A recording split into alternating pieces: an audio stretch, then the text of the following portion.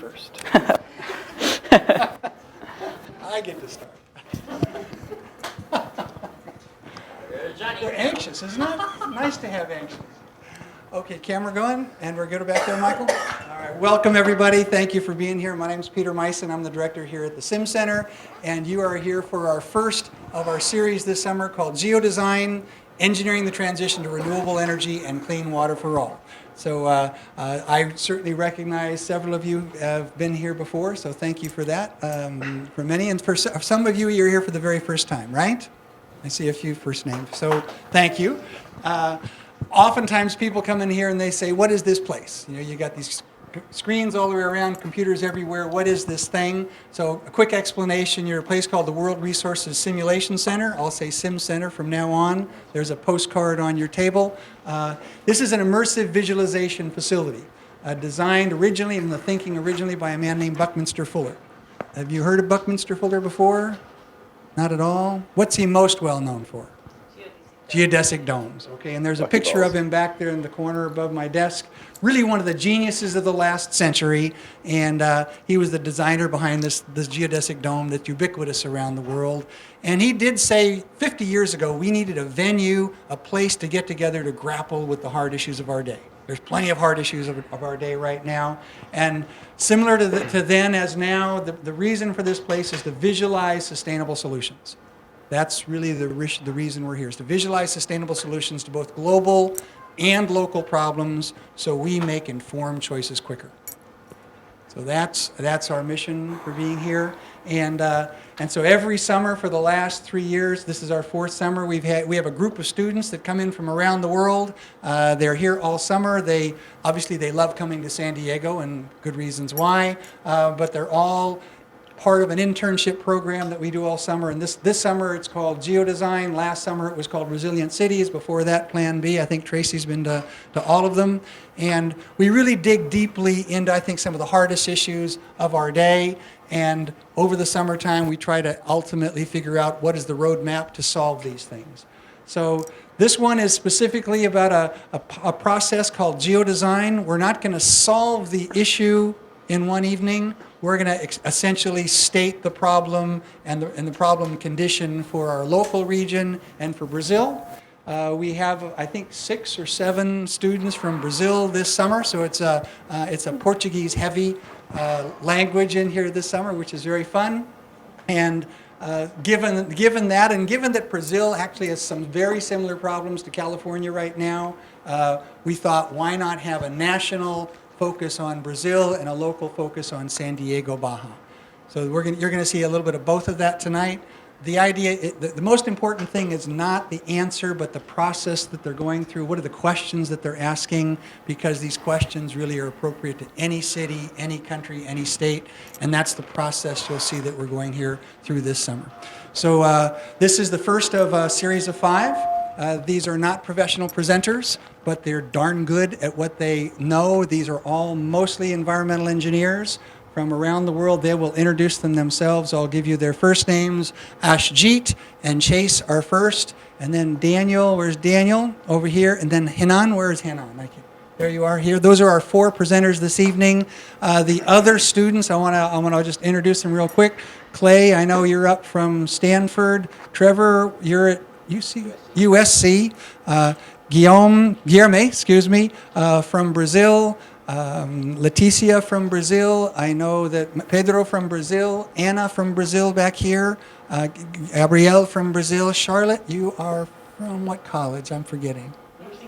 Washington State. And did I miss anybody? Did I skip anybody? I don't think I did. Okay, good. We have a couple of other volunteers in the room here that have been doing great work for us.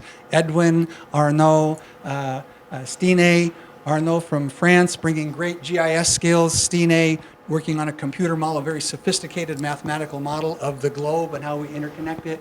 Edwin is helping us in licensing this facility in different places around the world because we think this is a great venue that ought to be in other places. Hello, Eric. Come sit right here. Eric Hahn, I want to thank you for being here. Eric is the lead energy design, system design, building design for the naval base over at Coronado. Is that correct? I'm a group engineer for it.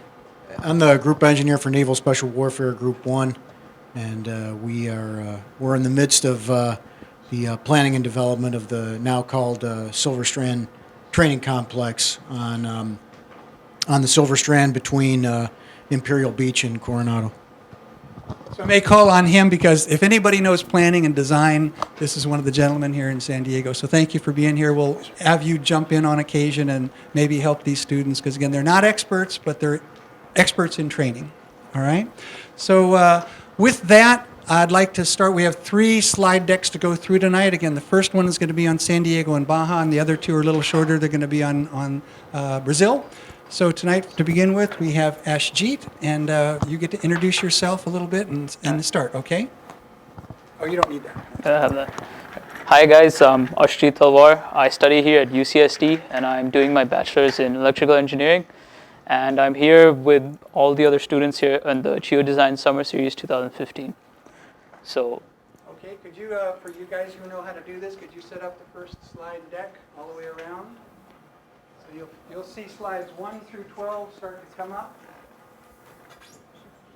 Our students, let's make sure they all come up okay in the beginning. I'll get there. So this should be 1 through 12 all the way around the room. The numbers are on the little, on the little, they're on the right-hand corner, kind of small, but they are there. Okay. All right. One more on number 12. Is that right? There's like 10 and 12 are the exact same. No. Yeah, right. No. One more. Oh, something's wrong. I'll let you guys fix that. Because we can start on number 1, Ashjeet. You're ready to go. All right. Go ahead. Well, that was my introduction to number 1, but I'll jump on to number 2. And who are we? So we're a group of engineers and architects, and we're here to solve the issue of linking renewable energies across the world and improving the standard of living in many places. So by standard of living, I mean that people have access to clean water, electricity, healthcare, education, and a basic good economic sector to help them support themselves. So that's why we're here, and hopefully we can achieve this process over the summer. And so let me get started on what is geodesign. So geodesign basically is an engineering process that teaches us how to link all these renewables in a sustainable and a clean manner.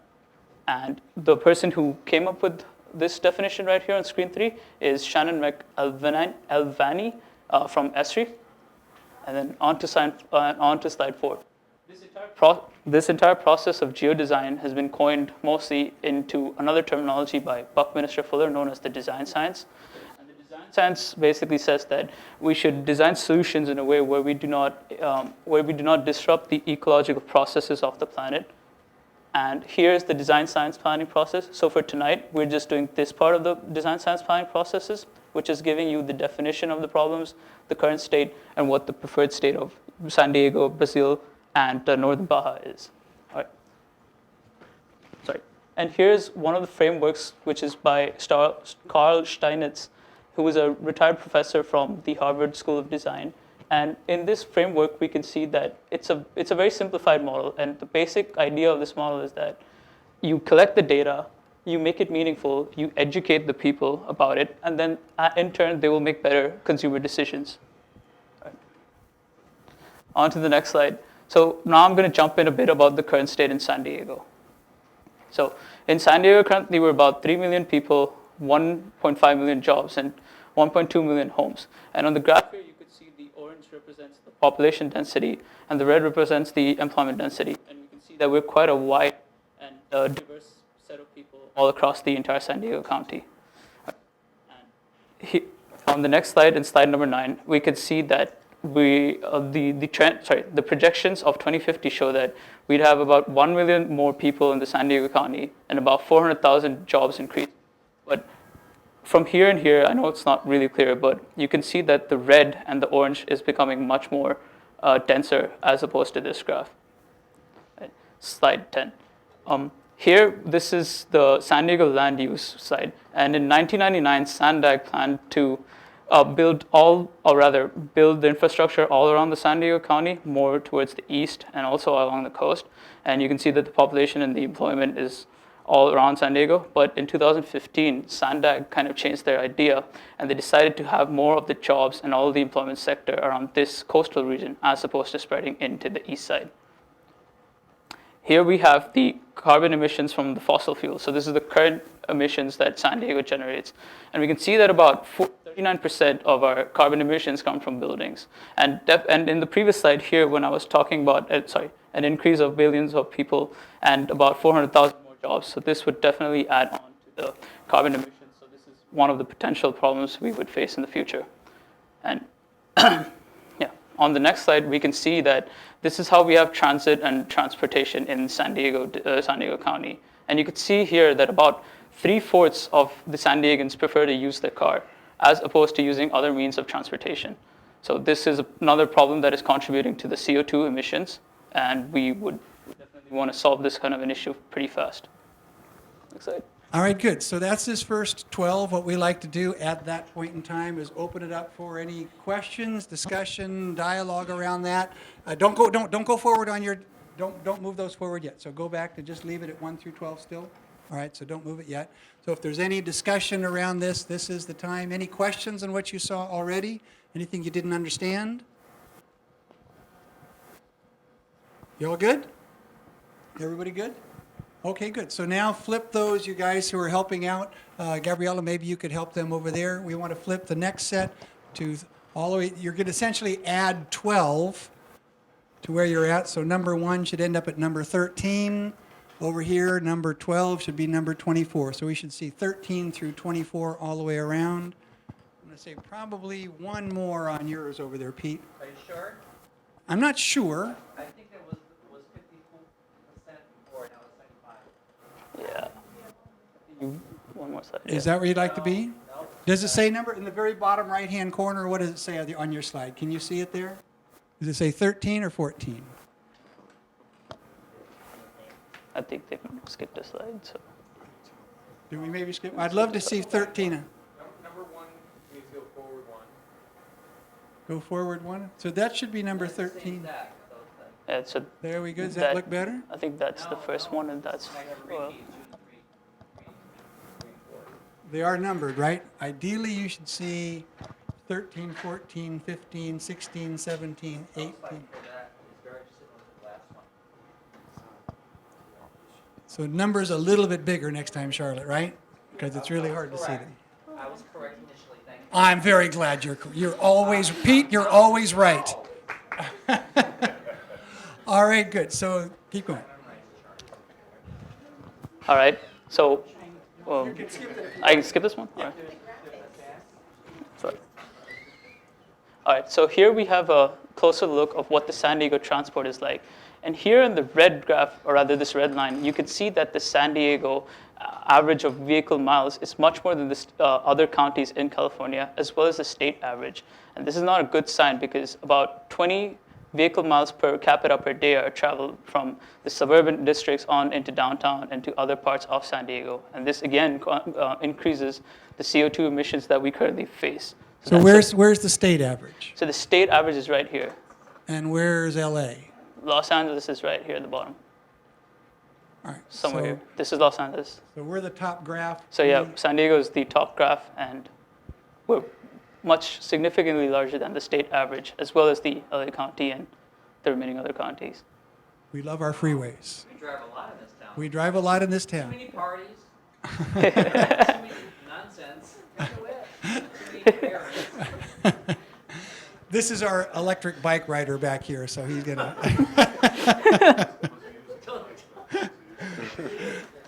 NES. All right, very good. Continue on, SG. Yeah, and I was talking about a bit of CO2 emissions here, and this is the perfect slide that demonstrates this. And you can see that the carbon emissions here from transportations is about 50%, which is about more than half of the entire carbon emissions. So that is going to be an issue in the future. And once again, I recall in the previous slide that I was talking about the population increase and all. So definitely that means more houses, more cars, and all these type of other modes of transportations will be there. So this number, 55%, is projected to increase in the near future. And in simple words, basically, San Diegans use too much of their cars. And this is the San Diego renewable energy mix. And the good news here is that about 70% of our renewable energy currently is coming from wind and solar. And in the next graph here, you can see that currently we're around somewhere here, 2015. And you can see this trend increasing the same way. So that's a great sign. And you can see it's solar PV, solar thermal, wind. So this trend is continuing on forward, and that's a great sign, which will hopefully reduce our carbon emissions and hopefully outpace that growth of the carbon emissions. So let's actually stop there for a second, because that's the San Diego landscape. That's where we live. Any questions or, yes, Sai? Get the microphone. You have to use the microphone less for the room in here, but it's more so that people on the camera can hear. So we're taping this tonight. Make your questions succinct if you can, and this will be up on YouTube in minutes after we're done. Okay? I was just wondering, in the forecast, why is it falling, the projections for wind and all energies actually? It's the geothermal. I think they were planning on actually using less. You said you have to. Sorry. I think they were planning on using less geothermal and diversifying the energy mix. So, contrary to what initially was planned to more geothermal out east, I think they were planning on, in the future, actually diversifying more into solar and wind. Yeah. Geothermal is kind of the So- rust one at the bottom. Right here. Yeah, you So can the see idea it is that falls. you were- It causes all the other layers to fall on top. So it looks actually like there's less wind and solar in the future, but it's just because that red on the bottom actually falls quite a bit, the geothermal. It's quite difficult to see with the color contrast, but that's. And what then the again, red you is. know, the cost of solar cells these days, the rooftops are pretty darn cheap. So these kind of mixes are big, and then you have a lot of wind farms out in San Diego, East County, and other parts of San Diego. So this is the reason why this is rising. But the decline it just looks like that, but that's more of like the area of the graph as opposed to, a decreasing trend or a line slope. That's I know it's a kind of bad graph, but that's actually the area under the graph, not the decreasing trend. And that vertical line says, projected in forecast or history and forecast. That was actually back in 2011 from the Public Utilities Commission. We're obviously moved down 4 more years where we've had increased wind and increased solar. Who is not, in terms of the nation, in terms of the state, in terms of solar potential installed or solar installed on the rooftop, what number are we in the country?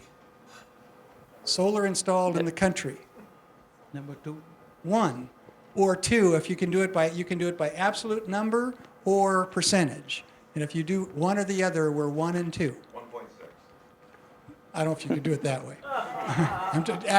But we are a leader in solar installations in the country here in San Diego. We just heard this morning there's 60,000 rooftop installations here in San Diego.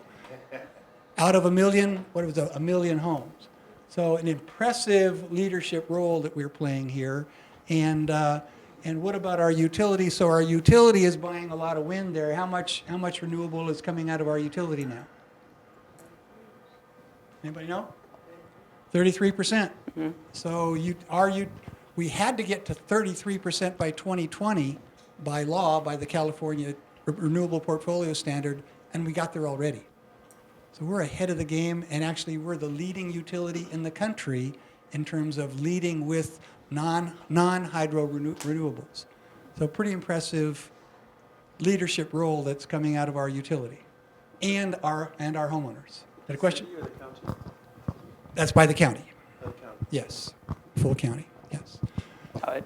So good enough for now. Let's let Any Chase more jump in. questions? Yes, go ahead. Yeah, give him the microphone. Just a second. Take the mic.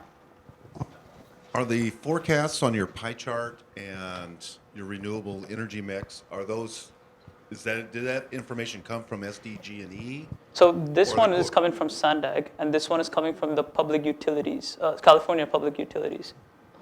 Gotcha. But then, yet again, the thing is, this projection is, we outpaced this projection. That's the thing. So when they made this projection, they didn't expect solar and wind to be as, used as compared to what it is now. So, the cost suddenly decreased, and there's a sharp increase in the use of solar and wind. So this was just a projected, but I'm pretty sure that this level here is much more than what it's going to be in the future.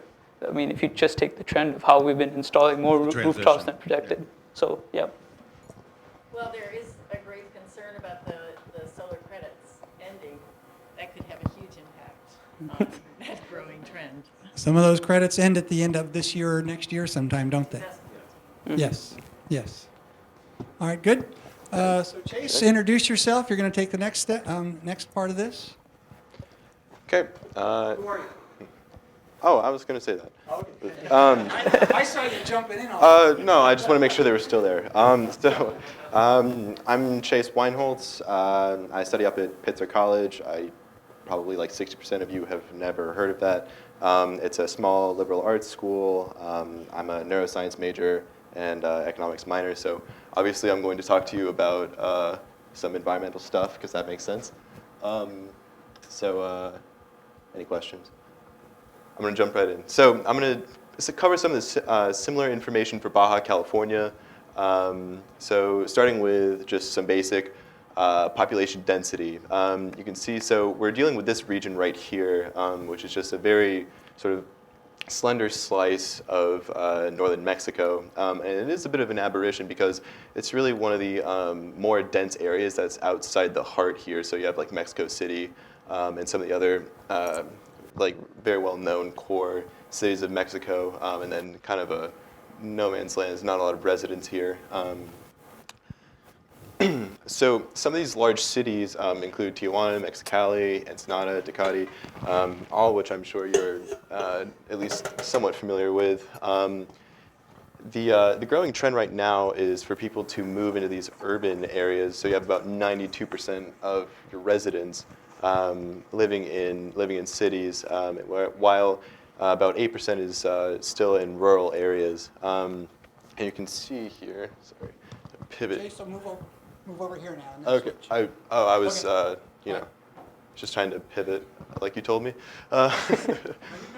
So you can see that some of these larger cities that are growing a lot, Tijuana being the 7th largest city in Mexico, are right along the border here. Some of the speculation for that, I suppose maybe there's more economic opportunities along the border or right across it. You also have northern Baja sort of increasing its manufacturing industry, as you can see over here. The colored bars are their top 3 industries. So you have manufacturing, tourism, and financial and real estate services. Now, because they're a growing economy right now, their manufacturing industry kind of takes precedent just barely over tourism, both roughly 20%. But they produce a lot of goods for the United States primarily. They do some medical technology, sort of like small bits and pieces. They do stuff for auto parts, and they've also do a little bit of aerospace production, and again, mostly exporting to the U.S., though there are quite a few international economies sort of looking to them for their production needs. And of course, you have tourism. The border here just south of where it's one of the busiest in the world. So I guess I guess I'm about done here, but I guess one of the main takeaways here, which I'll come back to after she presents the next bit, is their economy is strongly linked to their necessity for manufacturing and tourism. Both of those things require a lot of power, and for the most part, that means fossil fuels and other pollution, which is necessary for them to grow. And then I'll let Ashtit take over for San Diego. I'll be back. All right, so now I'm going to dive in a bit of what the San Diego problems were. Previously, I presented a bit of information about San Diego, but now what the real problems are. So here we have the graph of the annual residential electricity consumption. And you can see that from the past, like about 15 odd years, our consumption has gone from 4.8 gigawatt hours to about 6.9 gigawatts hours, so close to 7. So that's an increasing trend, and it's expected to even rise much more as the population increases and we have more people coming into the San Diego County. And here on the bottom here, you can see these red and green kind of bars. So the red bar means that from the previous year, we've been increasing our electricity use. So for example, here you could see it's a bit decreased, but still it's on a positive growth scale. But here on the green one, this is the meaning, this green bar means that we have used less electricity than what the average is and also before the previous year. But the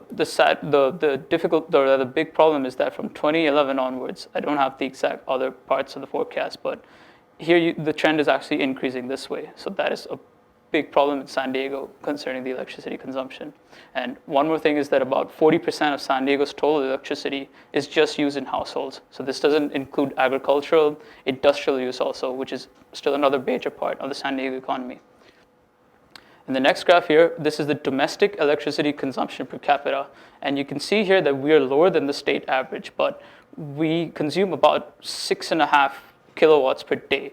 And the state average is about 7.5, so that is not a good sign. And this, in the last 2-3 years right here, this trend is shifting upwards. But we did have a good phase right here, but we would want to get back down below that average and close to this number around 4.5 as opposed to going upwards. Next slide. All right, good. Before we change, so questions, comments, anything about this? We kind of shifted into Baja and then back to San Diego, but we'd like to, before we switch, any comments, questions that you have? Si? I had a question on the same graph again.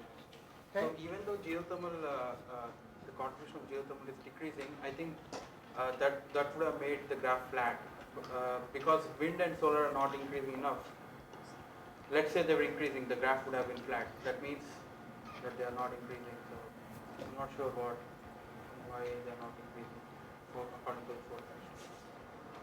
Remember, projections are always guesses to the future, right? Those are guesses that the CPUC made for the future.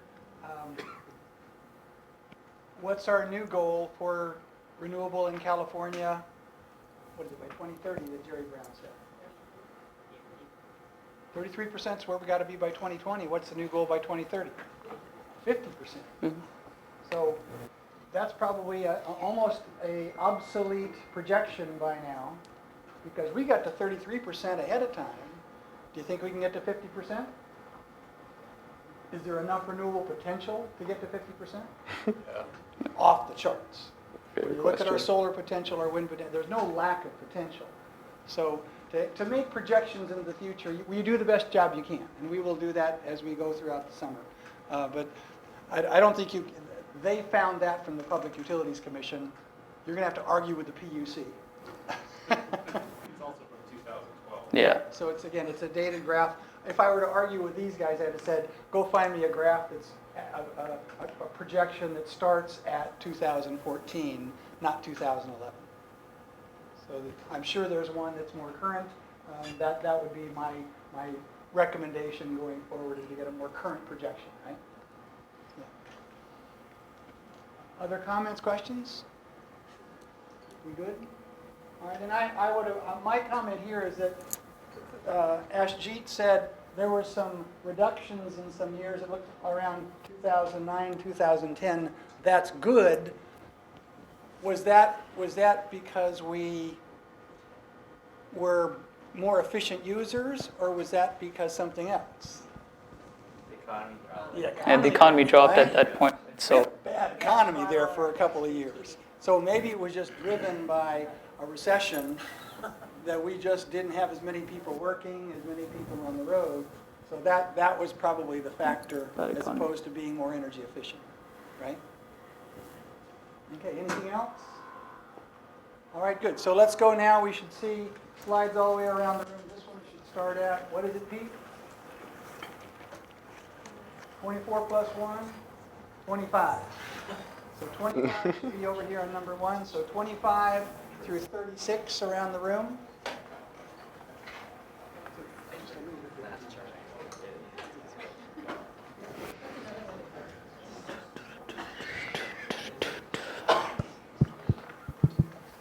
Is that 25 there, Pete? Up there, is that? It should be the right one, because that was the last one. No. This is the next one. I think one more. Go one more, Pete. Is that it? Okay. Yeah, I'm sure it's Are we good? I presented it on that the slide last there. one. I think it's the last chart. It's the exact same as, That one. That looks like the same one. that's the one that I put right there. The adjacent chart. Yeah. All right, go ahead anyway. Go ahead anyway. All right, so You can skip it if you've already done it. All right, so a little bit about the water consumption in San Diego. So you can see here from this pie chart that about 60% of San Diego's water is just used in residential homes, and this is much greater than the state average, which is just 39%. And another shocking fact, according to me, is that 70% of the water worldwide is used in agriculture, but just 60% of all the water in residential homes. That's not a great sign at all. And one more fact is that in North County, we use almost double the average as compared to the east and the southern counties. So that you can see here, it's about 250 to 500 gallons versus 150 gallons. So that is a massive use of water up in the North County region. Yeah. And here we are seeing this kind of graphic. I don't know if it's that clear for everybody, but this is where primarily all San Diego's water comes from. The Colorado River is about 16%, 17% local, and the state water project's about 19%. But a major component does come from the Colorado River. And a problem with that is on this graph on the left. We can see that this is the supply of the San Diego, of the Colorado River, and this is the demand curve. And you can see here that from this point onwards that the supply is dropping at a very fast rate because of the excess residential consumption of water, and then at this point around the demand is outpacing the supply. So with the predictions of more people in the San Diego County by 2050, it's kind of shocking to see, that if the demand keeps going this way and the supply keeps going this way, what's going to happen to the water? And we might not even get any more water from the Colorado River if worst case to worst. And here, this graph is about the annual residential water consumption per resident versus rainfall. So this line here is the rainfall, and you can see that from 2011 to 2014, our water has dropped to about 4 inches of water, which is about 8 inches change. And from 2011 onwards, you can see that we consume on average about 33,000 gallons of water just in the entire, we consume about 33,000 gallons of water in the average year in the residential uses. So that's not a great sign at all. And this will definitely be a bigger problem because, this will be a bigger problem because we can see here that the supply of the water keeps decreasing forward. Yeah. So in order to tackle this, we can see that the water supply in San Diego for 1991 primarily comes from the Metropolitan Water District. And in 2012 and in 2020, you can see a large diversification of the water supply. So we have more recycled water, groundwater, desal plants in place, and local surface water. And in 2020, you can see that there's more, in particular, there is more recycled water, there's more imperial irrigation district transfer, and there's more water coming in from desal plants. So we are trying to diversify this water, but it should, hopefully, in the near future, it becomes much more than these current percentages. Now, a bit about the drought situation. So some people say 10, some people say 4 years, because that one year we had a good, year of rain. But this is the drought situation from 2011 to 14, and you can see that it's not a good sign at all. And the red being, or this darker shade, being the exceptional drought, and it's a very bad situation. Just in 4 years, we've reached a very bad state of drought here. And this image is of Lake Powell, and you can see the reservoirs here in April 2000 and April 2013. Just in a span of a decade, we've kind of depleted these reservoirs. And also this is a combination of lack of rainfall, but primarily on the excess water use, and this entire zone has been dried up just in a matter of a decade. So, I mean, in another decade, that means this region is going to dry up, which is not a great sign at all. Something about, another issue that San Diego will possibly face is flash floods.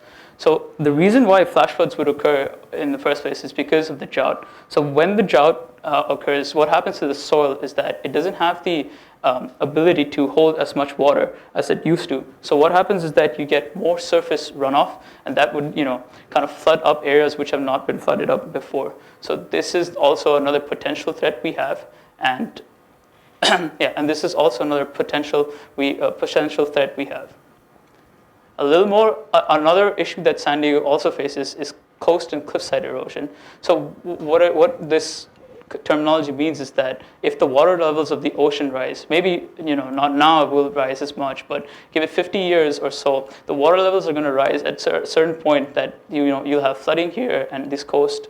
This is not the best graphic, but this kind of region is all flooded, and all these houses and highways and roads here are just going to get submerged into the water, and this would affect San Diego's economy because you lose a lot of real estate at this part. So we should have a better plan in designing our homes and then take coast or cliffside erosion into account also. And the other problem, or the last problem that San Diego faces, is wildfires. The reason why this wildfire has been this is occurring is because of the climate change. By climate change, it's becoming hotter, more dry weather, so then you're seeing more frequent wildfires. And a very a scary stat is that out of the 20 largest fires in California, 19 have occurred after 1970. And then we can see just recently in Carlsbad what happened, where the wildfire broke out, and it was a crazy incident. For 2-3 days they had a big issue. So, and it is expected that the size and the strength and the intensity of these fires are going to increase at a more rapid pace. So we need to plan for these kind of situations also when we take into account San Diego. All right, very good. So let's stop right there. Those are the problem issues or problem states that face just San Diego, Southern California, and wanted to at least put those up so we're aware of them. We're not going to solve them tonight, but wanted to make you aware of them. Any questions, comments about these? This is where we live. Yes, Mike. So looking at the water supply slide here, the projected 2020 pie chart accounts for 7% for seawater desalination. Mm-hmm. And I know that Carlsbad desalination plant will be completed in a year or two or a few years. So does that assume that's the only desalination plant? I believe that is the only desalination plant because it took about 10 years to let the desal plant passed. And if you look here, it's a 2% to 7% increase. So I do not think so. There's 3 desal plants. It's just going to be 1 desal plant that is in action. Okay. Yeah, but we are more focused. I mean, right here, if you could see this part here, the 24% versus 10%, and that being the Imperial Irrigation District transfer, that has a massive increase. And then we have more increase in the sides of recyclable water and groundwater sources. So that's all about diversification of supply. Yeah. Isn't that smarter?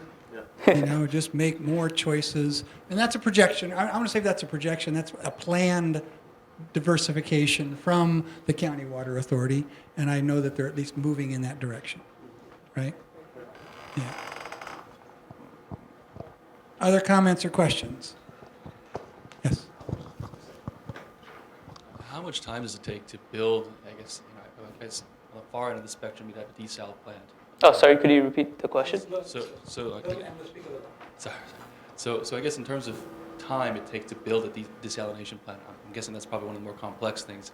How much time does it take there, and I guess what are some of the other options in terms of timing required, not even taking into account finance? Well, I mean, just recently we went to, I think, the San Diego Renewable Energy, or the Energy Convention Center, I believe so. They were, I think, focusing more in terms of recycled water, and I think local surface water is kind of reduced, and but I believe it's I believe it's more recycled water and more of the groundwater that is increasing. But for some reason, I'm not too sure of that. So. But on the desal, how long does it take the desal plant to actually go from concept to completion? Well, that depends. You've got about 10 years with politics and red tape, and then you have 2 years of building. Yeah, it's a decade. It's a decade here to build anything. And then it's a large cost also. Building a desal plant is not going to be a cheap expense. And anytime you want to build anything in San Diego or California, what happens before you ever get it off the ground? Somebody's going to sue you, right? And I think in that case it was the coast keeper or not coastal commission. I think it was the surf rider or those groups were pushing back about the brine going back into the ocean. So that, again, unfortunately, you got to go through the legal process on any of these big projects, and that's what slows down the process, right?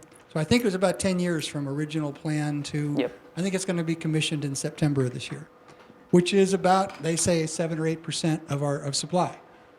Expensive water, but a nice insurance policy.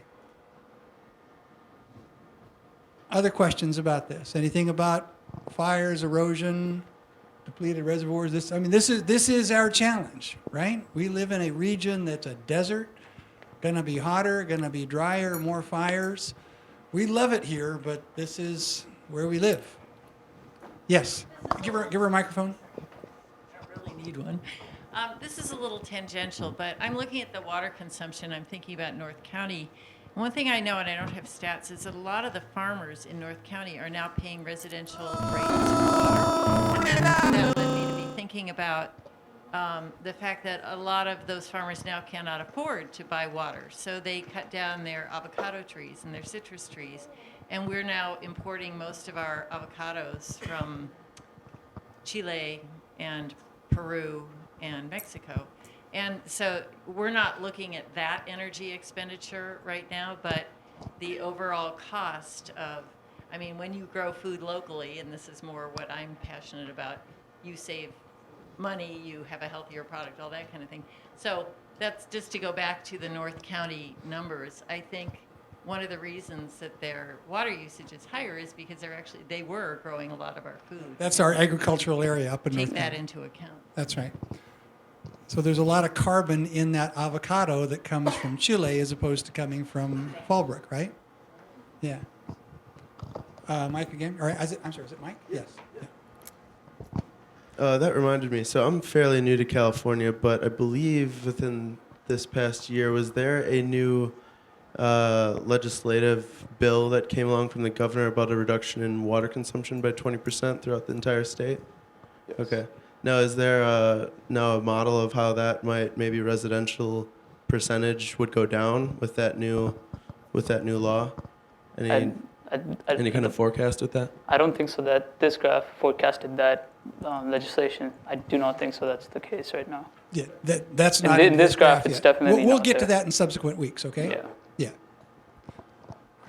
We're in a heap of pain. I mean, they're saying 20 to 25% in most districts after they have to cut back. And we've already been pretty conservative, conservation-minded in the last few years. Michael? Why does North County use so much water? They're wasteful. I think Trevor has a good answer for that.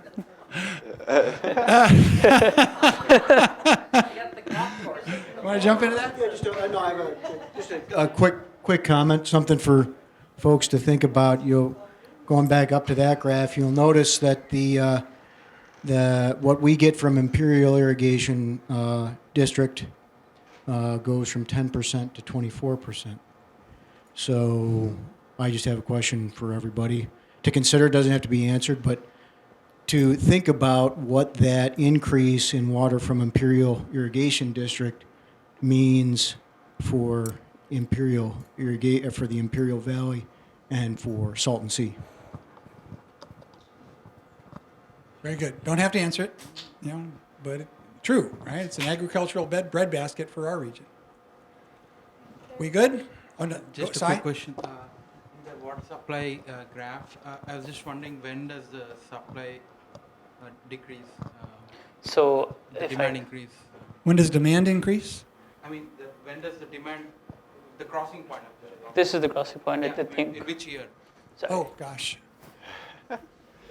So it's showing 2000 and, it looks like here, 2000 and... 2001, 2, 3, in that range?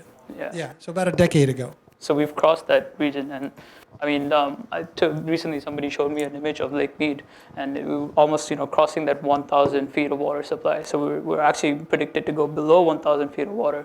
So I mean, this is just till 2010 or something, but we've already surpassed that limit. So our demand has outpaced the supply, and hence, the drought, water consumption, these are becoming a bigger issue in San Diego as opposed to like electricity or other issues.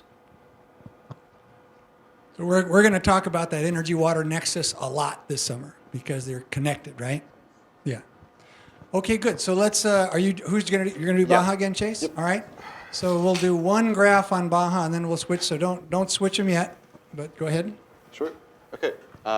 So more the same with Baja California. So on this far set of graphs over here, you can sort of see the point I was making earlier in regard to their manufacturer-based economy. You can see that 53% is of their energy comes from petroleum. Not to mention there's also natural gas and coal to sort of fold into that, with sort of a measly about 6% of renewables. However, this data was from 2012. They have more recently sort of looked into solar initiatives and some other renewables. So they're probably in reality now getting better, but they're still absolutely dependent on fossil fuels. This chart just to the right of it is just a usage chart over time. And you can see here about, let's see, 2011, that the use of fuel oil and diesel sort of decreased and traded off a little bit with natural gas, possibly as a sort of reaction to the prevalence of natural gas and maybe, I don't know, possibly even trade with the U.S. Unfortunately, there's just not as much data for Baja California as there is for San Diego. Okay, let's go ahead and flip the screens. Do you want to leave that one up, or did you? No, that one's done. The one on the end? Okay, Yeah. all right. So we should be going now, what is it, 37? Yeah. All the way around?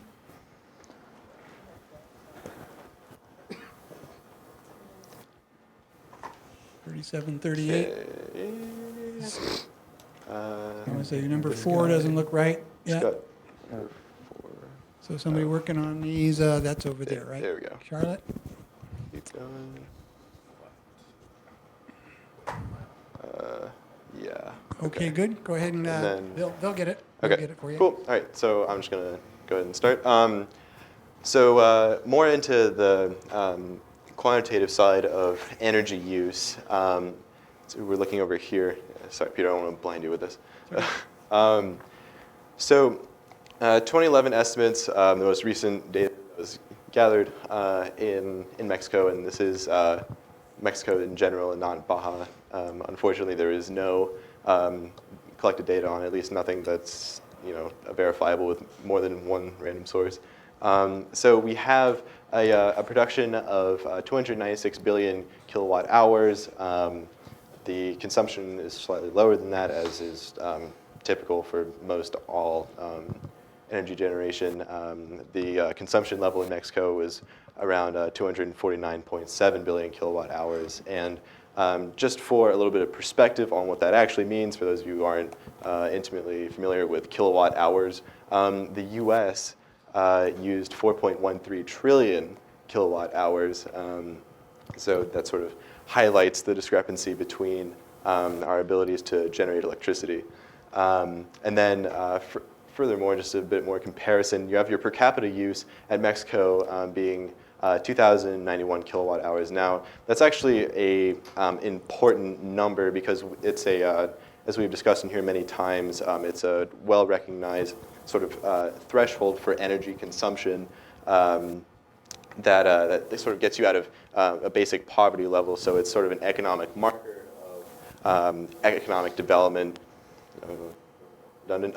So you have compared to the U.S., you have about 13.246 kilowatt hours per capita per year. So, or is that 13,000? Oh, it is 13,000. Yeah. Wait, really? Oh, yeah. They're in thousands. 13,000. Sorry. This is 1,000 for me. Yeah. So, and then one other note about this number. The kilowatt hours as a sort of an average in Mexico. So in reality, there are a number of individuals and families who, in fact, don't actually have access or use that amount of power. So it is important to actually sort of recognize that in their infrastructure, that not all families are sort of at or above that threshold. So change gears a little bit. I love this. I feel like I'm a weatherman. So we have precipitation in the north, as you can see. So in the area of sort of, if you remember back to earlier in the presentation, there's you have Tijuana up here, one of the most densely populated cities in Mexico. Then you have your other very, very large cities in northern Baja up here where it rains a lot relatively. I'm sure that's not actually very much.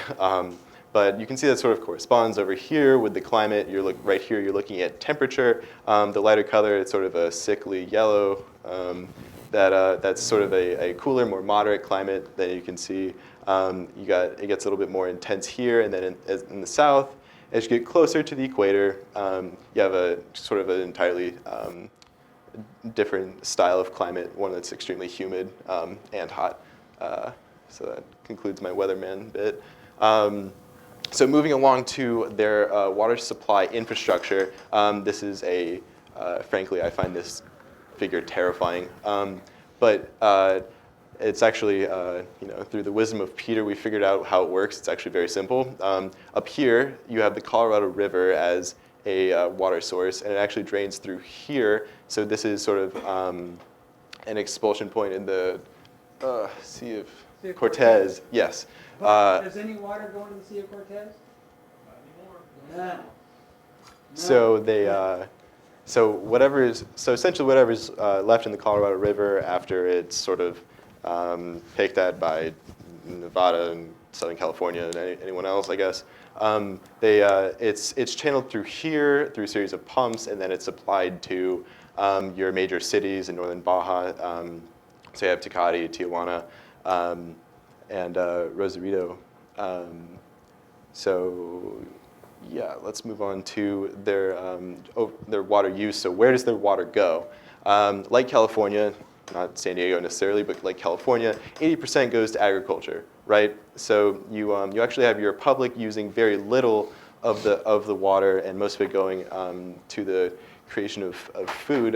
One of the dangers of this, well, actually, I guess it's not really the use that's of danger, but what's of danger in the drought is farmers have to turn away from the Colorado River as it gets drier, and I suppose as California sort of takes more of it, they have to turn to aquifers, right? So this, with everyone drawing at once, there is a risk of overdraw and depleting them more quickly than they can be replenished.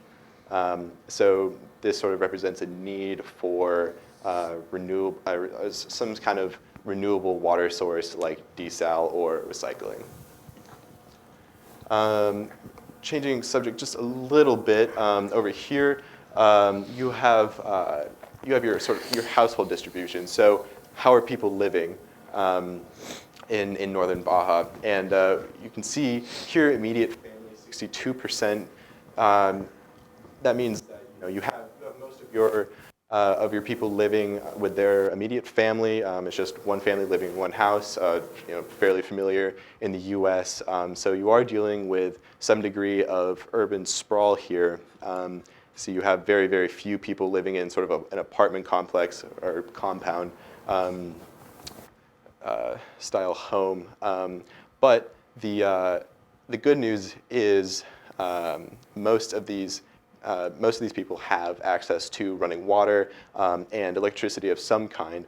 So even though urban sprawl is not an ideal setup, as we know all too well in the United States, there is existing infrastructure. So there wouldn't have to be any sort of connecting projects like that. However, I mean there are, as I said before, 8% of people in northern Baja still living in rural areas. So it's quite possible that they represent the sort of gaps here between to 100%.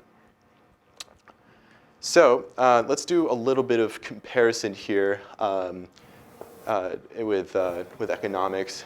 So in San Diego, in 2014, you have a GDP of about 200 billion.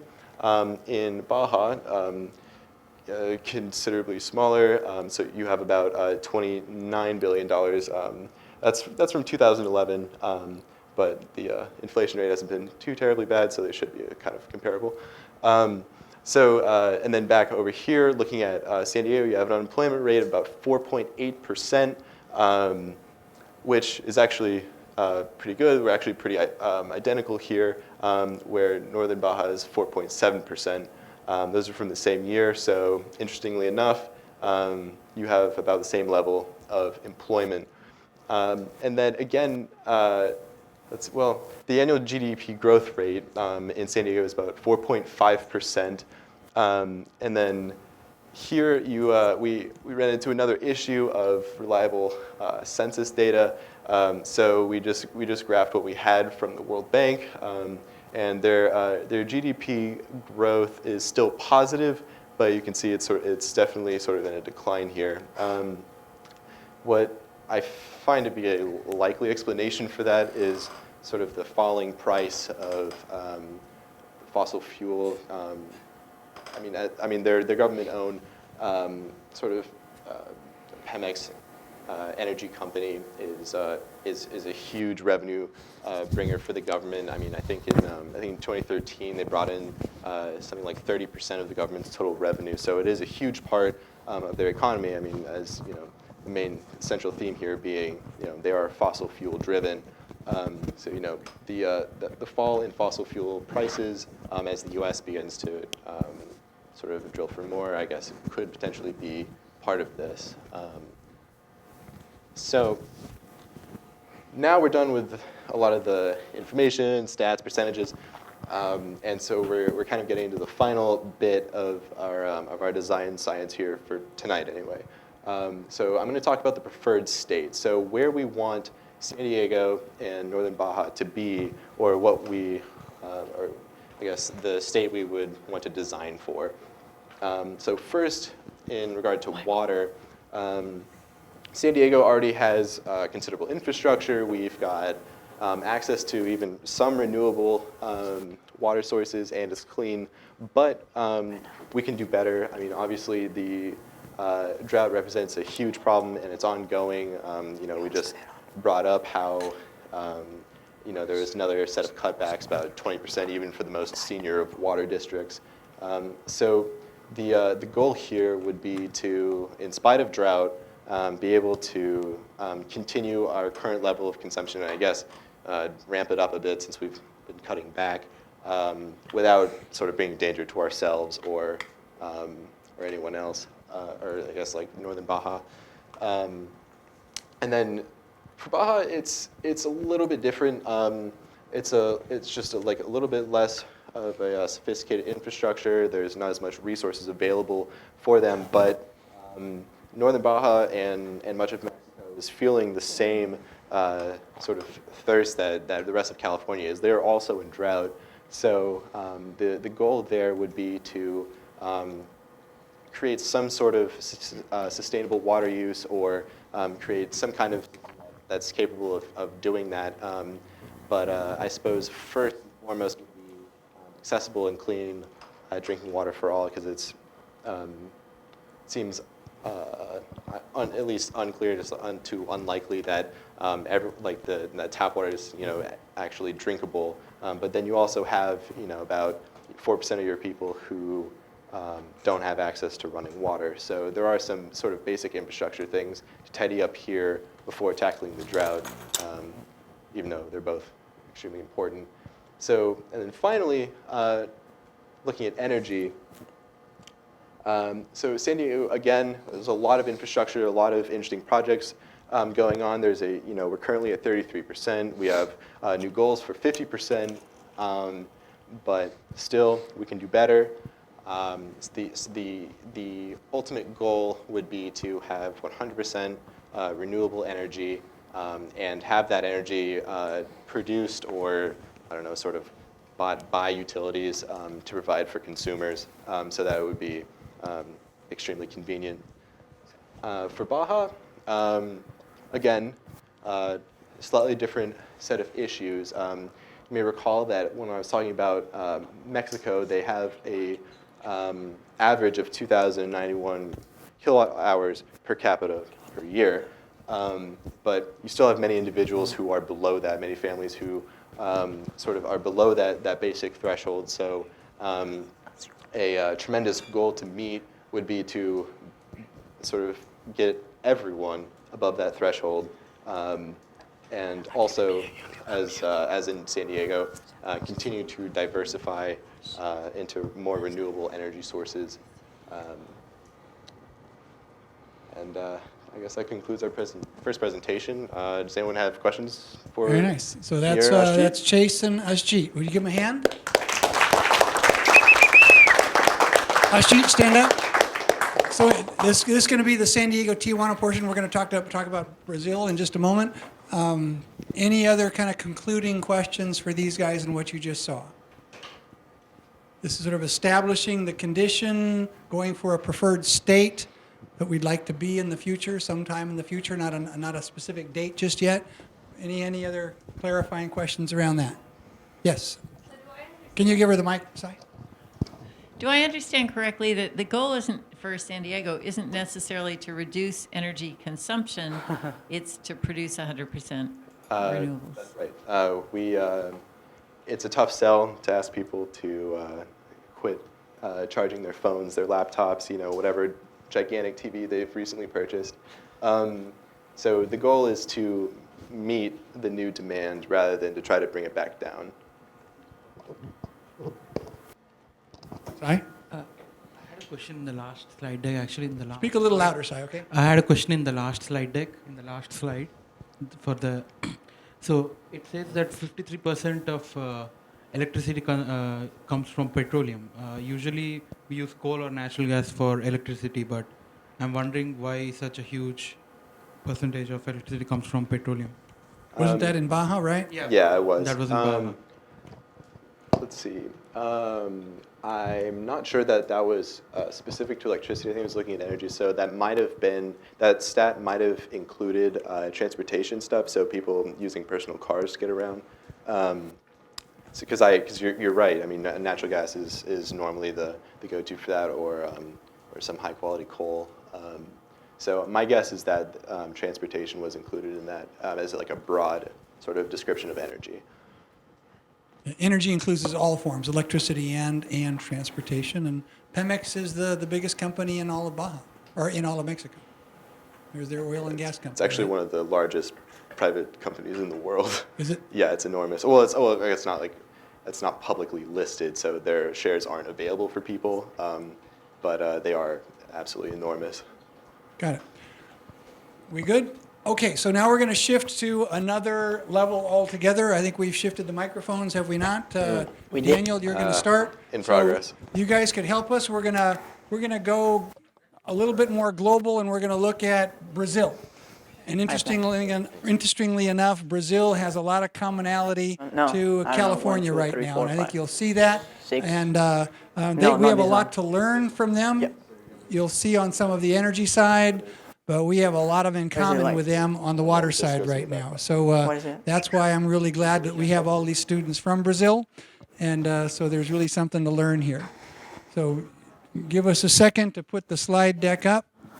So this is the one that starts with Brazil aiming at solutions around the world, and if all you guys can help us, we should see numbers 1 through 12 all the way around real quick.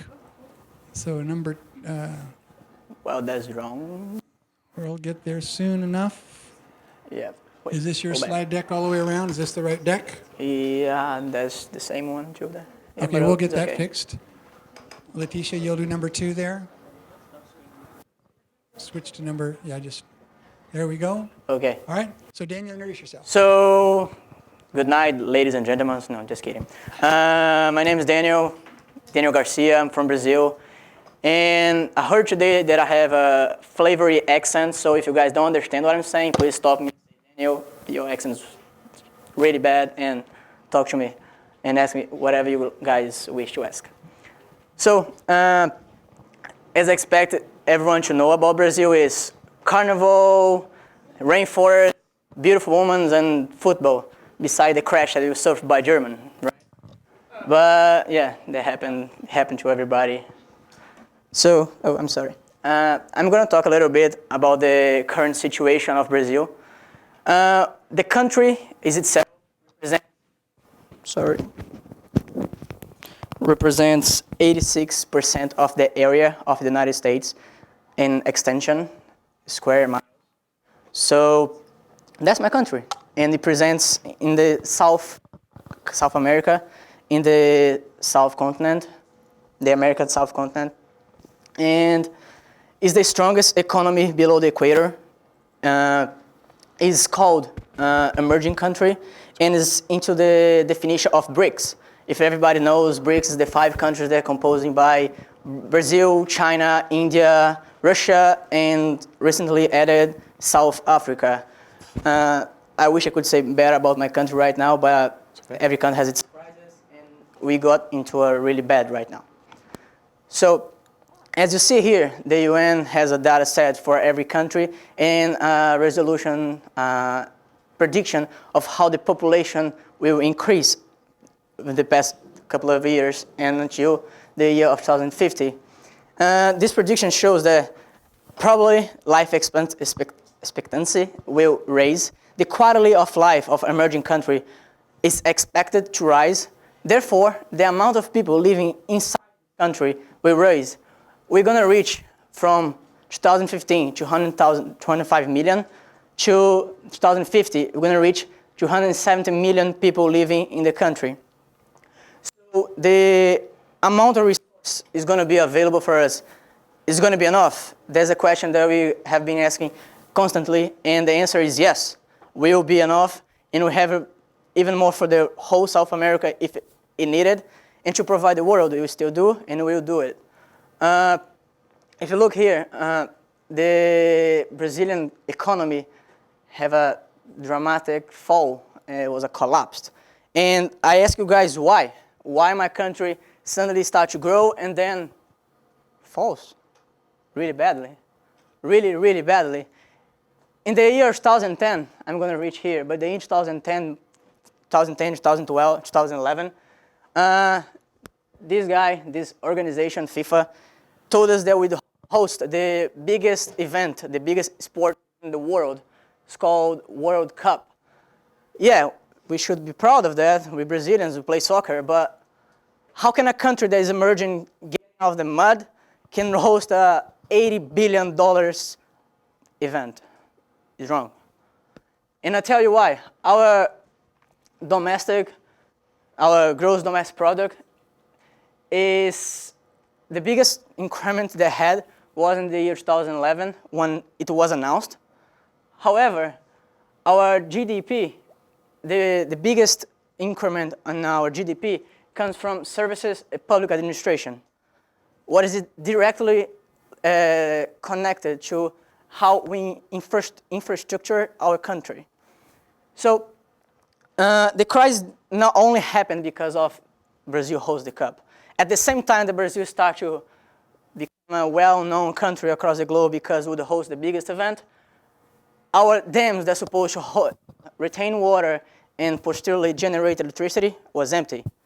No water at all. How can a power plant, a hydropower plant, generate electricity without water? Yeah, tough. And this, the biggest city, I believe in the biggest city in South America, if not across the south of the equator, with no water in the reservoirs that supply the city water-wise. So the confluence of all these facts in 2010, in the period of 2010 and 2014, make this economy collapse like this, like you see here right now. This is a data of 2013. However, we have a data from 2015 says the economy is below zero. The GDP from the year 2015 to 2014 is minus 0.7. And are we even proud of ourselves country compared to the BRICS? China's rate is more than 7% a year. Yeah, it's quite bad. So when you have a population of 205 million people in a country that big, they get upset with that. They understand that the money that should be going to public health, public sanitation, distribution of electricity, water supply is going to stadiums, is going to 80 stadiums, including one that is in the middle of a rainforest. There's no Indian enough there. There's no people enough to play in the middle of the rainforest. And we're still spending $18 billion with something that doesn't give us interest, doesn't give a profit at all. So people go in the streets, people get violent, and that was happened. In the year of 2014, we have the World No manifestations in Brazil, pretty violent. People here saying, I don't want the World Cup. I want health and education. They say here the giant has awake. Brazil as the giant. So have the wake. Now we need to find a little bit of the solutions for the energy and the water crisis that we have been faced right now. This is a comparison that I need to make for you guys. Sorry, my bad. For you guys to understand. Brazil is the 8th greatest economy and the strongest economy in the world. And we use 2.5% energy available for us. Of course, not compared to the US, that is probably US here, 21, 23%, 21 I believe as well. Our energy matrix, it should be more diversified, but as you see here, 62% of the energy comes from hydropower plants, the ones that have big dams. We have the first and the third biggest power plant in the world, besides China that built the biggest dam in the world. Big undertakings, yeah, really good job. If you check here, hydropower plant, hydroelectric generation center, and small hydroelectrical center are all in hydropower systems. And altogether, close to 65, 66% of the energy of the country. So look the size of our country. Most populated and populated density area, it's here. Southeast of the country. We have 5 regions: north, northeast, mid-east, southeast, and south. And even though the country is well spread and is really rich in natural resources, we chose to populate only this area.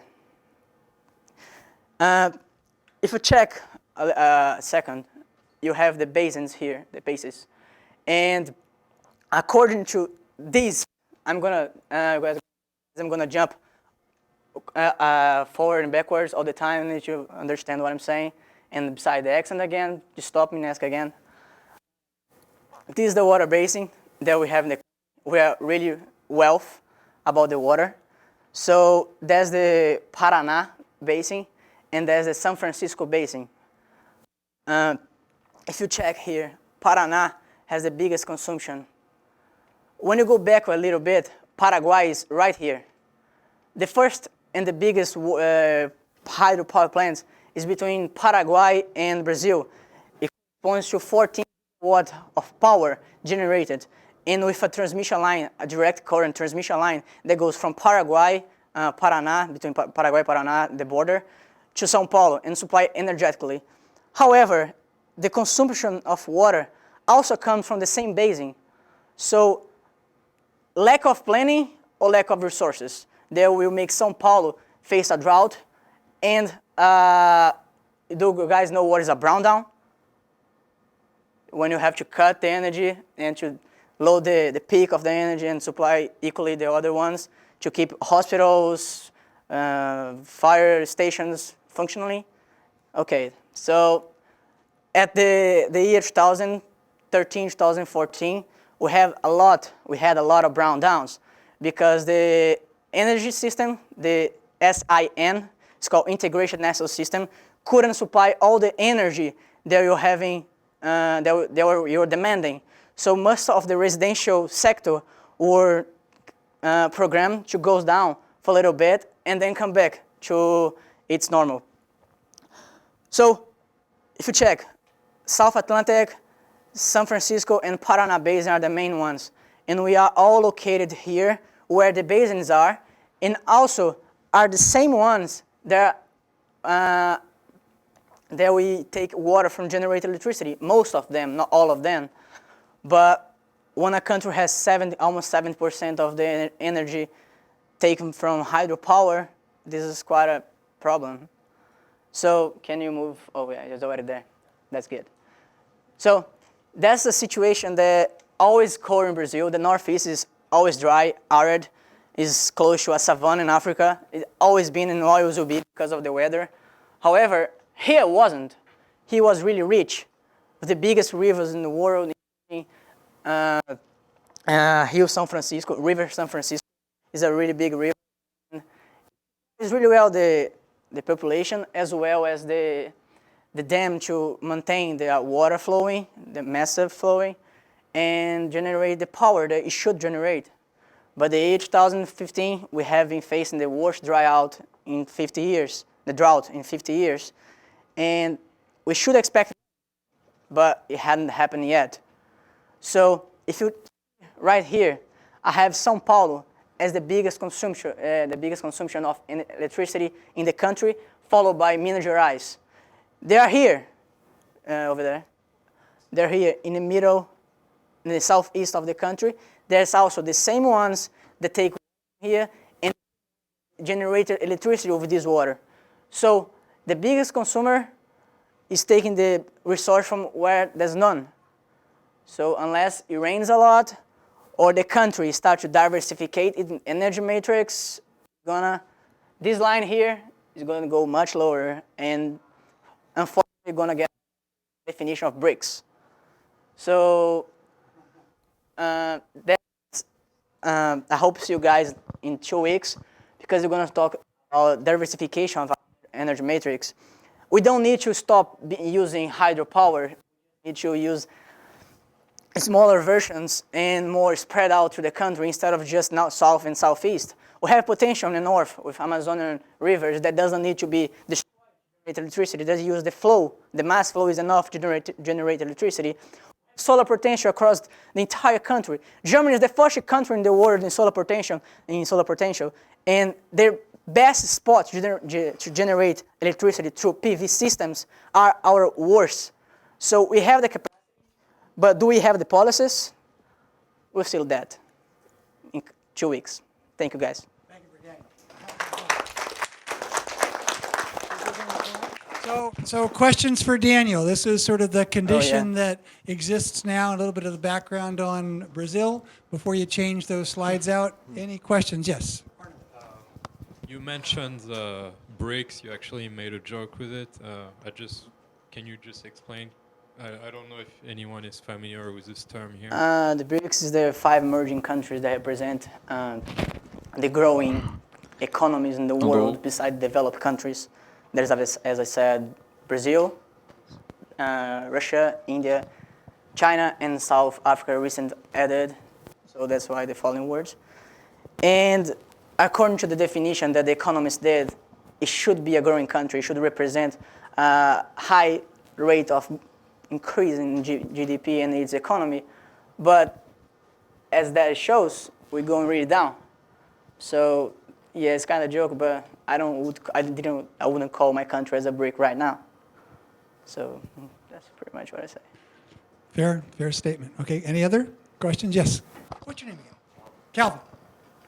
I just want to say thanks for the thoroughness of this presentation. I did want to note in that interval, just the drop in GDP. I think one of the things about this that this graph doesn't state is how the Brazilian currencies moved relative to the U.S. I think that the Brazilian currency in the past 3-4 years has devalued quite a bit relative to the U.S. And so I think if you're going to present a graph that's in U.S., which is fine, that might explain part of that decrease. So now you have a weaker Brazilian currency and again, this has nothing to do with the way that, with our natural resources and the way we harness them, so much as it has to do with how countries use currencies to, create a better deal for themselves from time to time. Very nice. Thank you, Calvin. Other questions to Daniel about sort of the condition and the situation in Brazil right now? Isn't it interesting that there's some things that are strong parallels to our state right now? Not enough water, very wealthy country, but struggling because of, I'm going to say, is it climate change? I think so. Right? Yes. Hi. I know it's spread out through there, but I'm still not quite clear on the completely empty reservoir and nothing flowing in the dam pictures in terms of the water issue. So it's like there's water, but it's all either being consumed for hydropower or is not next to the major populations. And you mentioned poor planning, something else. Yeah. I'm still kind of looking for the big, statement. if California, if San Diego, LA, New York, and let's see, Washington, Chicago goes down, the country starts to collapse, right? The biggest cities go down, your country is going to start to collapse, and the economy is going to be a little bit crushed, as happened in 2008 and in 1929 and forward that. So the strongest city in the country, the four strongest cities in the country, states in the country are São Paulo, Minas Gerais, Santa Catarina, and Paraná. They're all located in the south and southeast. Also the same, the ones that generate the power, generate the energy, and the same ones that where the drought is happening. So the economy is based in energy. When you don't have energy, you have no increase in your economy. So if our GDP is based on services, we don't have commerces, we don't have, credit to the small, for us to start to create business, to run capital around the country, the economy is going to start to collapse. We don't have energy, we don't have water. For example, the south of my state, that is Minas Gerais, the second biggest one, is Fiat, Group Fiat, is the biggest, one of the biggest car companies. And they think about leaving the country, leaving the state because of the price they have to pay for electricity and water. So energy and water are the basis for economy, for a strong economy. And our economy is based on the south and southeast. Therefore, when I don't have both on that side, or we diversify the matrix, the water supply and the energy matrix, or remove the population across the entire country. I voted for the first one. It's kind of like they've Did I answer your question? I would say they've committed to hydro for their electricity, right? A big portion of their economy is hydro.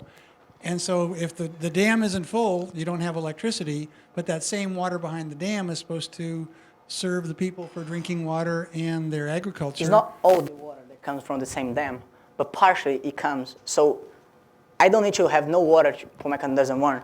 At least if I don't have 5% of that, my economy is going to start to collapse. If my my energy is based in 7% of hydropower, And if we had rolling brownouts and you had to go home from work, what happens to our economy? It slows down, right? You send people home, they're not working, it slows down. And that's what's been going on as a result. Want to have one more presentation? Okay. Come on. I'd like to add something. I think CDOP is about why there is no water, since the country has, as everyone knows, has a lot of water there. But the thing is, we had a really bad drought during this last summer. And when it's winter here, it's summer there, so it's when everyone is expecting for rains. And we didn't have that. So that's the problem. Our bad infrastructure, sorry, thank you, that leads there. Because we depend on the water to rain in the right place. That's the problem. Because we have water in the other places, but we don't have where we need. So he's the energy guy, so that's why he's I think she's better than taking I this place. Yeah. Okay. Very nice. So let's, thank you, Daniel. Very nice. Thank you. So if you would work in the slides, would you go to the last slideshow here? This is Renan. So it's this one's, I think, called Transportation in your slideshow. And if it comes up blue screen, remember to hit function F4. So if it's coming up a blue screen, you got to go to function F4 and then hit duplicate on the slide to have it come up. So we should see that come up around the room. And so Renan, would you go ahead and introduce yourself? Sure. Okay. Oh, you don't need that. Yeah. Good evening. My name is Renan. I am also Brazilian. I don't like soccer though. And I'm going to be focusing my analysis here on the transportation system. Okay. No, there's one here.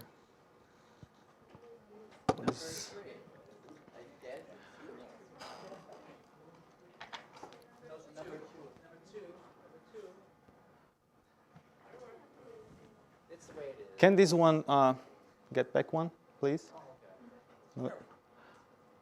Yeah, one more. Okay, the main purpose of this work is not to solve the problem or create a strategy, but to understand the current status of the Brazilian transportation system.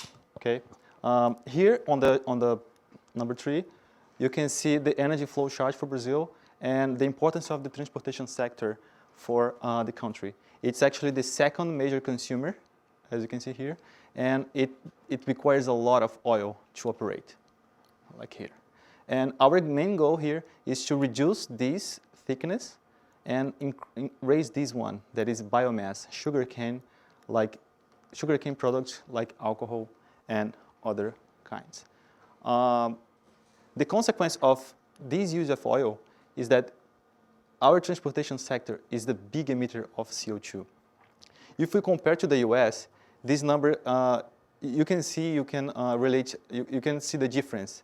This difference comes from pretty much from our electricity sector that relies on renewable more than 30 sources.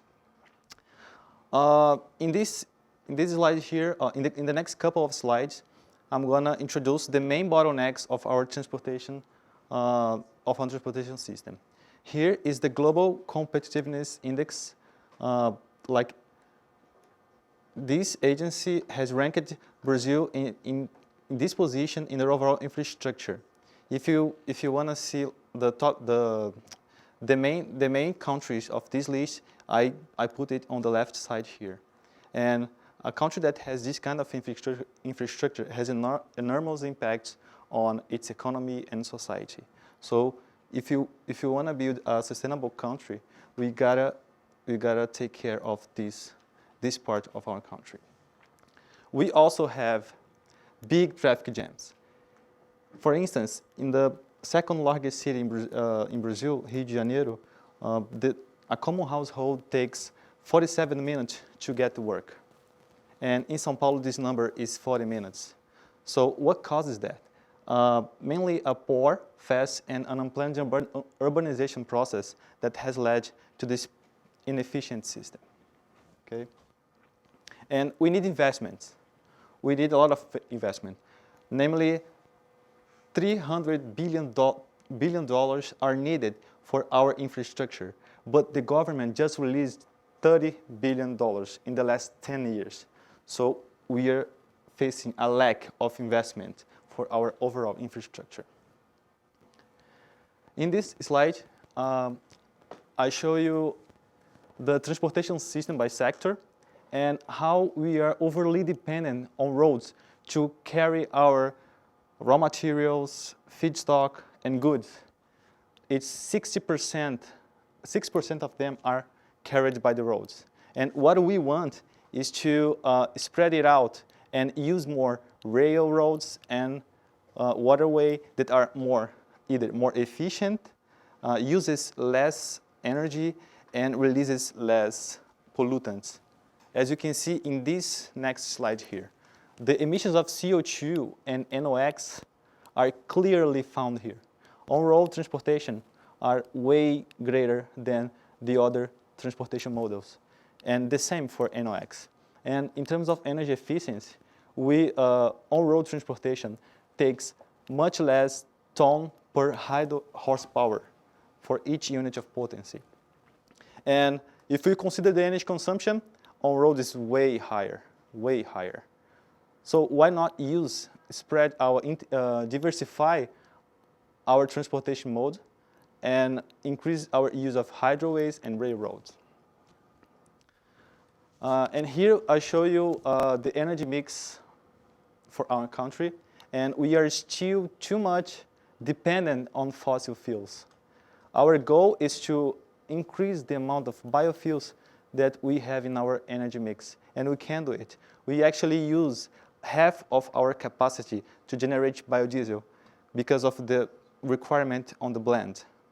If we just increase our blend requirement, our blend mandate, we can use more than our capacity and turn it more renewable. And here is just for show you the U.S. is pretty much dependent on oil and uses just 6% of biofuels. And that's pretty much that. Thank you. And if you have any questions, feel free to ask. Give him a big hand. So Renan, you come back up here. So here's our two environmental engineers, I'll call them that, energy engineers from Brazil. Have just a few minutes left. Questions, comments. We're not trying to solve it yet, just kind of establish the condition of Brazil and the problems that they're having right now. Similar to ours in some ways, right? Overly dependent on petroleum for a lot of their transportation, having a major water crisis right now. Sound familiar? So it's actually terrific to have these students here with us all summer, and they'll be delving into the solution sets as we go forward. So questions, comments? How about you, Eric? I just want to home in on bottom part of that slide. Poor, fast, and unplanned urbanization process. And I was wondering if you could share what you think the root causes of poor, fast, and unplanned urbanization processes are. What were the underlying causes?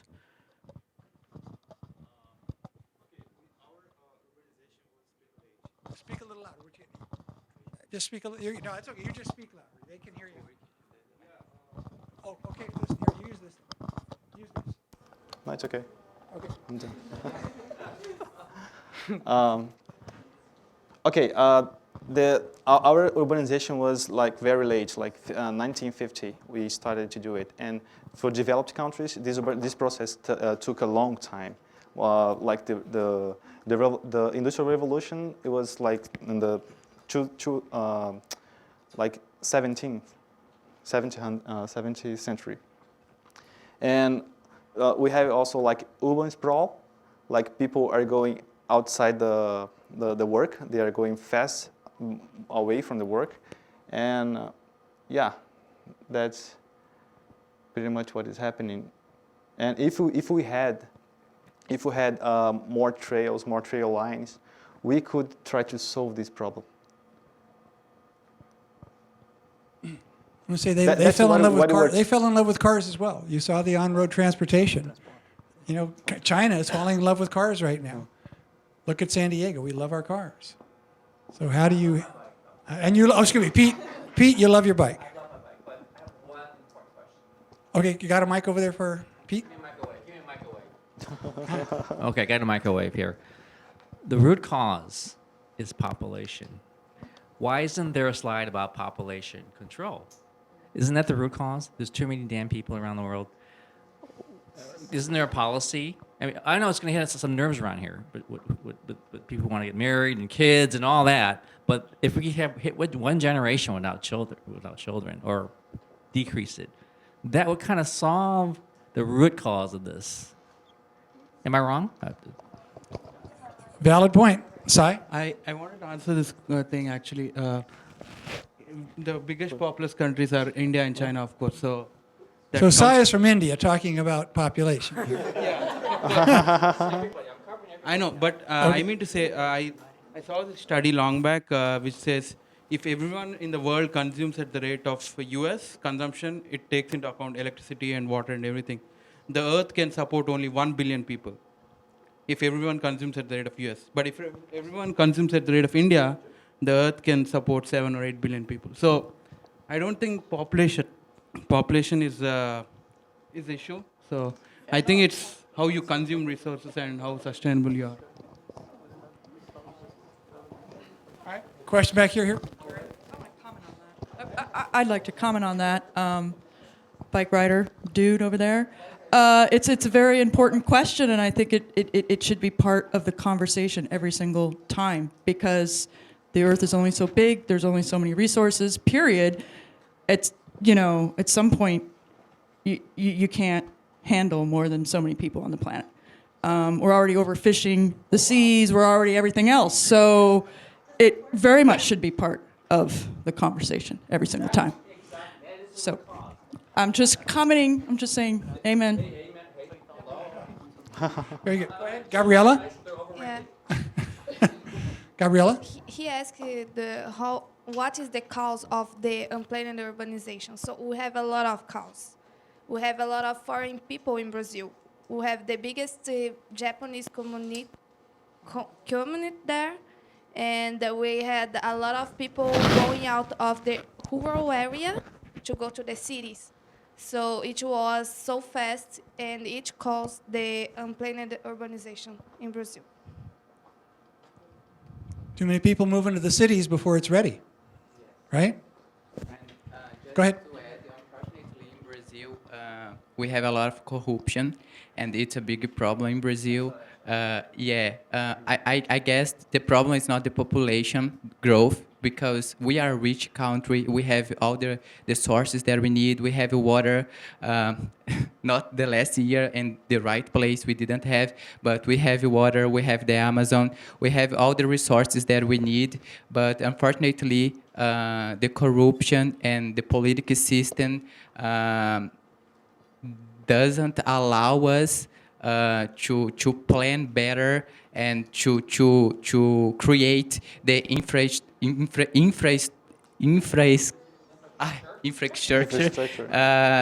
that we need. And like Renan and Gabriela said, we had a late industrial revolution, and all people came from the rural areas to the city in a small amount of time. So all of this and the corruption is a factor for unplanned and fast growth in the cities.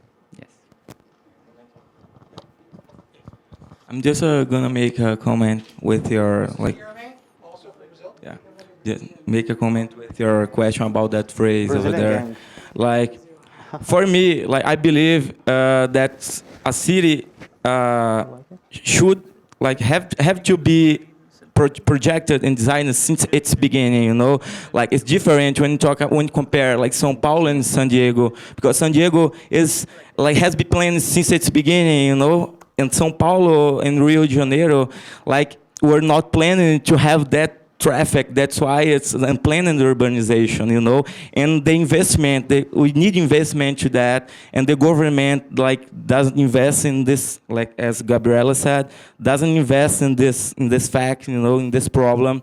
And I think I could explain to you a little bit. Let me point out something. In the last couple of years, our fleet has raised a lot. It's mainly because the lower classes, like the middle classes in Brazil, has raised their income, so they bought a lot of cars. And another thing is that the tax for the imported cars has diminished. So we have a lot more cars in on the streets. And this landscape is gonna get worse because we have 18.7 million people, more people by 2030. So I don't know if it answered your question, but. Another question. So how many people in here think planning is free? How many people in here think planning is fast? Right? Depends how much you pay. Right. Well, so one last comment. Just again, nothing that anyone has to answer. Let's say, let's say you're talking about a $12 billion rail system for a city, right? How much money? Just again, not an answer. How much money is going to be necessary to plan that project out, and how far ahead from when that let's say that idea is conceived? How far out is that going to be before you're saying, turning the keys in the door, so to speak, right? Right? How far out is that? Now, also think how long an average politician's term is. Yeah, the political will in Brazil is a problem, actually. I guess it's the main problem, political will, just.